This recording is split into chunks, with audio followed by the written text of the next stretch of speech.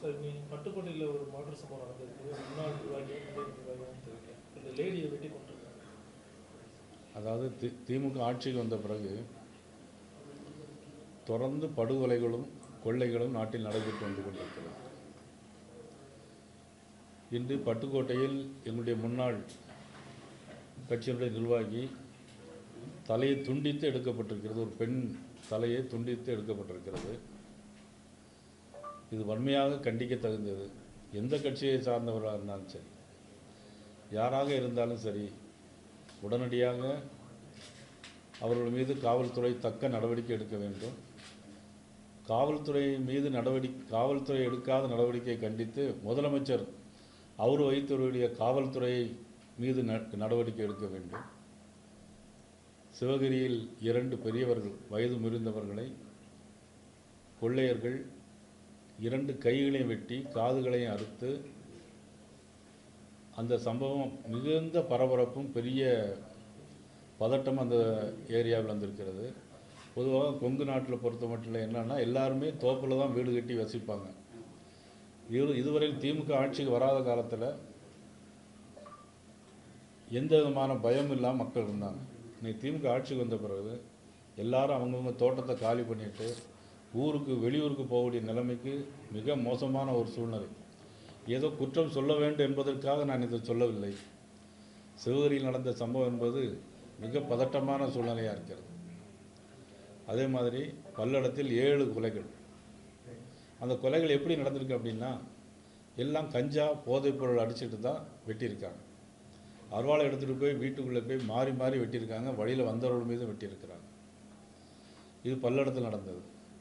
அது மட்டும் இதுக்கு எல்லாமே என்ன காரணம் அப்படின்னா, எல்லாம் போதைப்பொருள் தான், கஞ்சா. தமிழ்நாட்டில் எல்லா மூலை முடுக்களிலும் 18 வயசுலேருந்து 75 வயசு வரை உள்ள எல்லா இளைஞர்களும் இன்றைக்கி போதைப் பொருளுக்கு அடிமையாக இருக்கிறாங்க. காவல்துறை எந்த விதமான நடவடிக்கையும் எடுத்ததாக இதுவரையிலும் தெரியல. சிவகிரியில் நடந்த கொள்ளை சம்பவம் என்பது அவங்க வீட்டில் உள்ள நாயை ஒரு வாரத்துக்கு முன்னாலேயே வந்து விஷம் வச்சு கொண்டு இருக்காங்க. அதுமாதிரி பல்லடத்துலேயும் அதே மாதிரி நாயை விஷம் வச்சு கொண்டு இருக்காங்க. ஆக இந்த 2 சம்பவங்களையும் பார்க்கும்போது தமிழ்நாட்டுக்கு கொள்ளையர்கள் இருக்கிறார்கள் என்பது எல்லாமே தெளிவாகிறது. அது மட்டும் இல்லை, நமது உள்துறை அமைச்சர் ஏற்கனவே எல்லோரும் எச்சரிக்கை விடுத்திருக்கிறார். வங்காளதேசத்தை சேர்ந்தவர்களாக இருந்தாலும் சரி, பாகிஸ்தானை சேர்ந்தவர்களாக இருந்தாலும் சரி, அவர்களை உடனடியாக அவர்களை கைது செய்து நடவடிக்கை எடுக்க வேண்டும் சொல்லி மத்திய அரசு மாநில அரசுக்கு ஏற்கனவே கடிதம் எழுதியுள்ளது.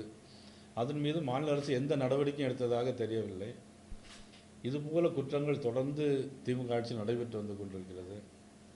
இந்த சூழ்நிலையில் தான் நாமும் தமிழ்நாட்டில் இருக்கிறோமா வேறு எங்கும் இருக்கிறோமா என்கிற ஒரு சூழ்நிலை, ஒரு பதட்டமான சூழ்நிலை வந்திருக்கிறது. இந்த கொங்கு பகுதியை பொறுத்த மட்டும் தோட்டத்துக்குள் யாருமே இனிமேல் கோடை நேரத்தில் விடுமுறைக்காக வந்த சின்ன குழந்தைகளெல்லாம் இப்போ திருப்பி ஊருக்கு அனுப்பிக்கிட்டு இருக்கிறாங்க. அந்த அளவுக்கு மோசமான ஒரு சூழ்நிலை வந்திருக்கிறது. இதெல்லாம் தமிழக மக்கள் புரிந்து கொள்ள வேண்டும். உடனடியாக முதலமைச்சர் தகுந்த நடவடிக்கை எடுப்பார் என்ற நம்பிக்கை இருக்கிறது.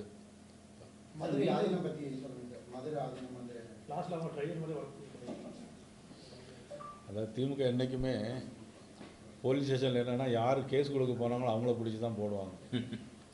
இது திமுக ஆட்சியில் வழக்கம். யார் பாதிக்கப்பட்டாங்களோ அவங்களே பிடிச்சிட்டாக்கி அப்புறம் பிரச்சனை இல்லை. பார்த்தீங்களா, அந்த மாதிரி நாளைக்கு தான் மதுரை ஆதீனம் டிரைவர் மேலேயே கேஸ் போட்டிருக்காங்கன்னா இதை எங்கே போய் சொல்கிறதுனே தெரியல. அந்த ஆட்சிக்கு வந்து நல்ல காலமெல்லாம் முடிந்து விட்டுதுன்னு நினைக்கிறேன். சார், இப்போ பயங்கரவாதத்தை பாரதிய ஜனதா கட்சி நேற்று நடந்த ஆர்ப்பாட்டத்தின் மூலமாக தமிழகத்தில் விதைக்க தூண்டுகிறது. திமுகவுடைய இந்த குற்றச்சாட்டை எப்படி பார்க்குறீங்க? ஏன்னா இல்லவே தமிழ்நாட்டில் மத கலவரங்களோ மத பிரச்சனைகளோ இல்லாத ஒரு மாநிலத்தில் வேணுமே பிஜேபி ஒரு பூஸ்ட் பண்ணுறாங்க அப்படின்னு சொல்லி திமுகவோட ஸ்டேட்மெண்ட்.